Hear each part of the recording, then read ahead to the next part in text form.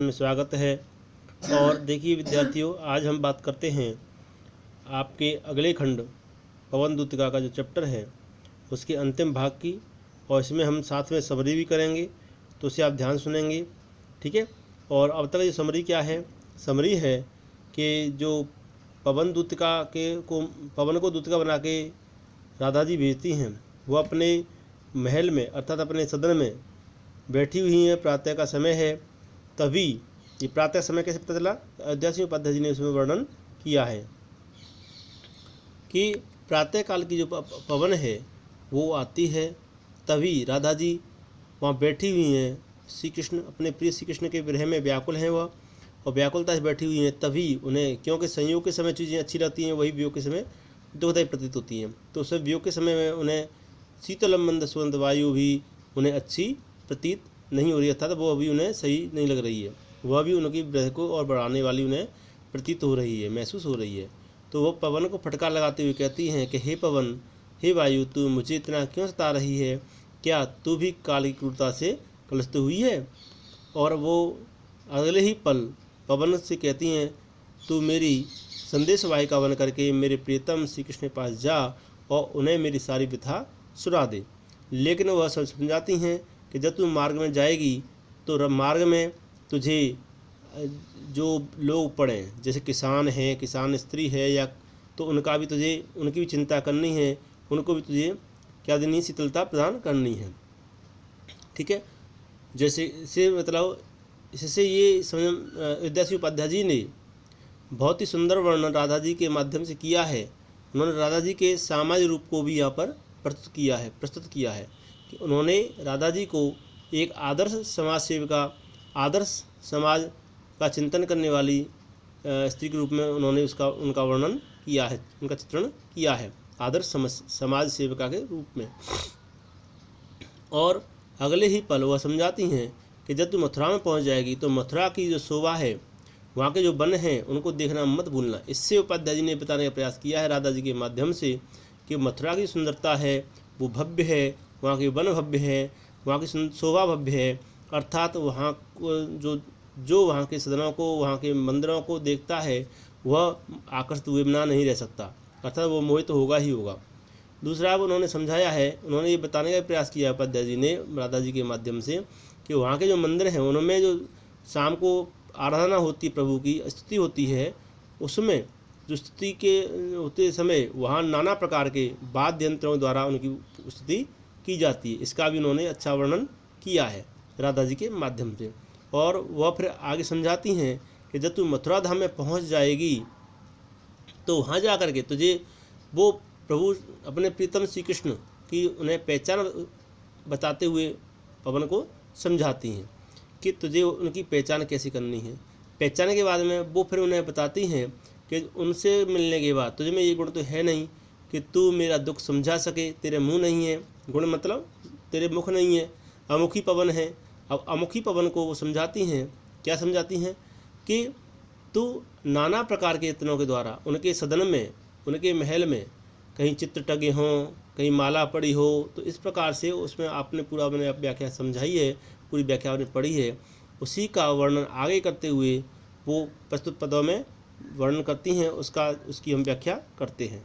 काव्यांजलि में जो हमारा जो काव्यांजलि है इंटरमीडिएट में, उसमें जो संकलित है पवन दूतिका, ठीक है, अयोध्या सिंह उपाध्याय हरिओद जी ने अपनी जो उनका जो महाकाव्य प्रिय प्रवास, उससे ये संकलित किया है, जिसका जो शीर्षक है ये उसका नाम है पवन दूतिका, ठीक है।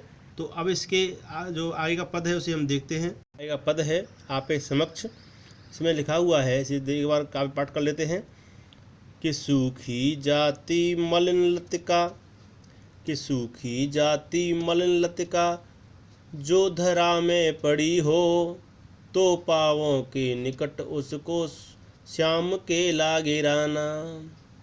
सूखी जाति मलिन लतिका जो धरा में पड़ी हो, तो पावों के निकट उसको श्याम के लागे राना। यों सीधे से प्रकट करना प्रीत से वंचिता हो। क्या कहती हैं कि यों सीधे से प्रकट करना प्रीत से वंचिता हो, मेरा होना अति मलिन और सूखते नित्य जाना। मेरा होना अति मलिन और सूखते नित्य जाना। लतिका मलिन मुरझाई हुई, लतिका कहते हैं बेल, ठीक है। धरा माने पृथ्वी, है ना। पाँव माने पैर, है ना। तो ये इसमें उन्होंने समझाने का प्रयास किया है। वो कहती हैं, राधिका जी कहती हैं कि उनको तू समझाना कि यदि वहाँ पे कोई सूखी हुई लतिका यानी बेल, अर्थात तुझे कोई सूखी हुई लता मिल जाए तो तू उसे श्री कृष्ण के पैरों के पास ला कर के गिरा देना और इससे स्पष्ट रूप से बताने का प्रयास करना, बता देना कि तुम्हारे प्रेम से वंचित होकर के किस प्रकार से मैं अर्थात राधिका नित्य यानी रोजाना सूखती हुई अर्थात मलिन होते हुए जा रही, मुरझाती हुई जा रही हूँ। अर्थात राधा जी अपनी व्यथा का वर्णन करते हुए इस प्रकार से उनसे कहती हैं। ठीक है, समझ गए होंगे आप।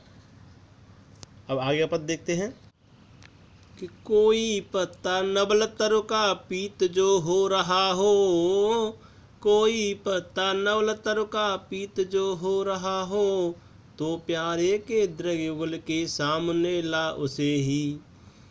धीरे धीरे संभल रखना, धीरे धीरे संभल रखना, और उन्हें यों बताना, पीला होना प्रबल दुख से प्रोसिता सा हमारा, पीला होना प्रबल दुख से प्रोसिता सा हमारा। तो इसमें समझाती हैं कि कोई पत्ता, पत्ता यानी पेड़ का पत्ता, नवल माने नया, तर माने वृक्ष, पीत माने पीला, है ना, आप देख रहे हैं। तो वो कहती हैं कि हे पवन, तू उन्हें समझा देना कि यदि किसी नए वृक्ष का कोई पत्ता यदि पीला हो गया हो तो उसे मेरे प्रिय श्री कृष्ण के सामने, उनके दोनों नेत्रों के सामने ला करके युगल द्रग, युगल द्रग कहते हैं, युगल द्रग, युगल माने जोड़ा, द्रग माने नेत्र, तो उनके दोनों नेत्रों के सामने, उनके दोनों नेत्रों के सामने धीरे से रख देना और उन्हें इस प्रकार से, इस क्रियाकलाप से उन्हें ये बताने का प्रयास करना कि मैं अर्थात राधा भी यानी प्रोस्त पत्रिका नायिका के समान पीली पड़ती जा रही हूँ। मतलब प्रोस्त पत्रिका कहते हैं अर्थात जिसका पति विदेश में चला गया हो, समझ में आ गया। तो प्रोस्त पत्रिका नायिका के समान मैं भी पीली पड़ती जा रही हूँ। जैसे मान लीजिए किसी का पति विदेश चला जाता है तो पत्नी को पीड़ा होती है, होगी ही, नेचुरल सी बात है। तो वो इसमें बताया गया है, प्रोस्त पत्रिका नायिका कहते हैं जिसका पति विदेश चला गया हो। समझ आ गया नहीं आ गया।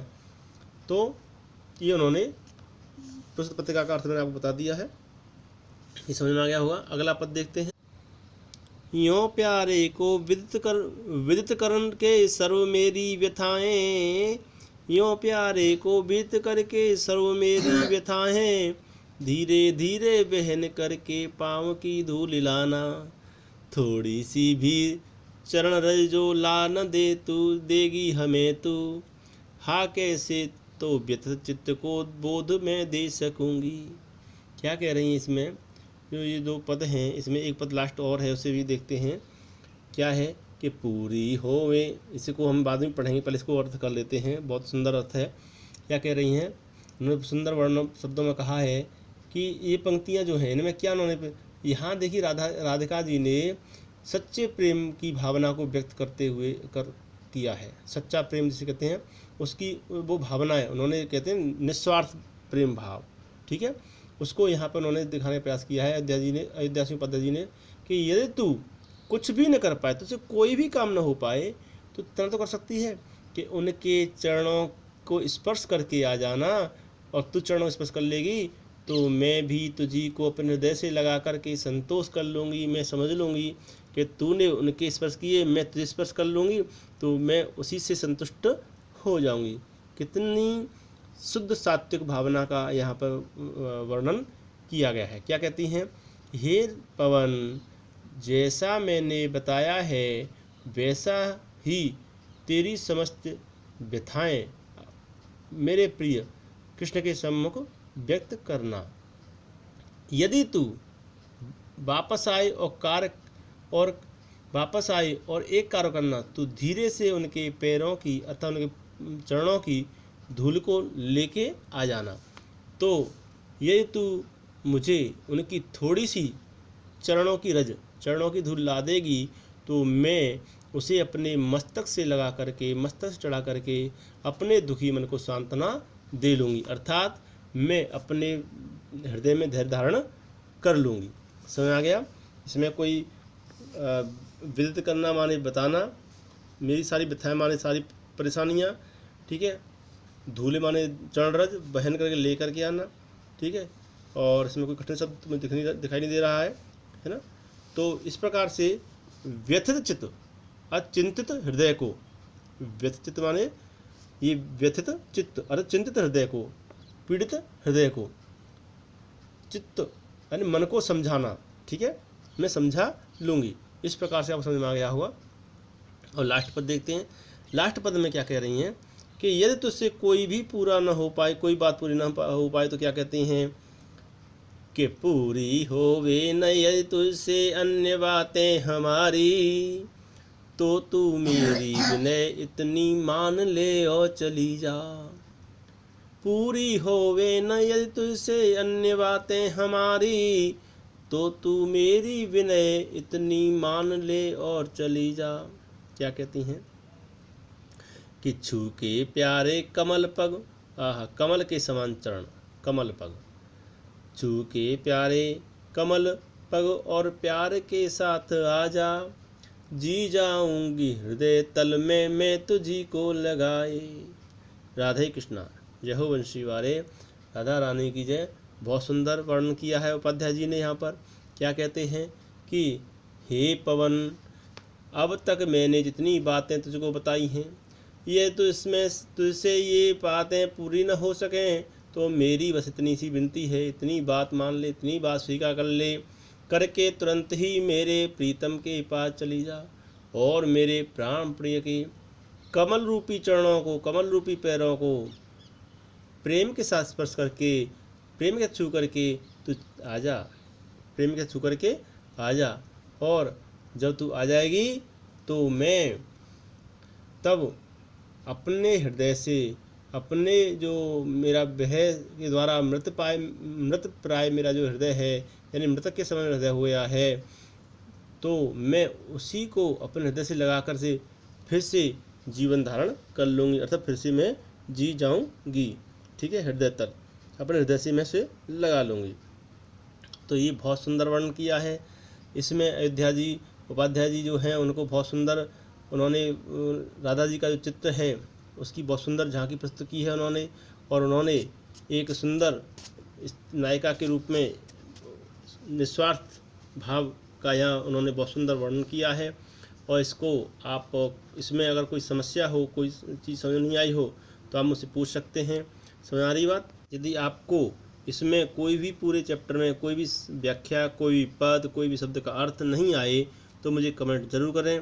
और कुछ आपसे मेरा फिर से एक बात है कि आप इसे ध्यान से देखें। बहुत ही महत्वपूर्ण चैप्टर है, बहुत ही इम्पोर्टेंट है। उसे आप एक बार समरी आप समझ लें इसको, ठीक है, और इसे पूरा पढ़ के ध्यान के साथ पढ़ें, समझें। नहीं आए तो मुझे पूछें, और अपनी तैयारी को में जुट जाएं और छुट्टियों का आप पूरा लाभ उठाएं। सो धन्यवाद, thank you, wish you all the best. Okay.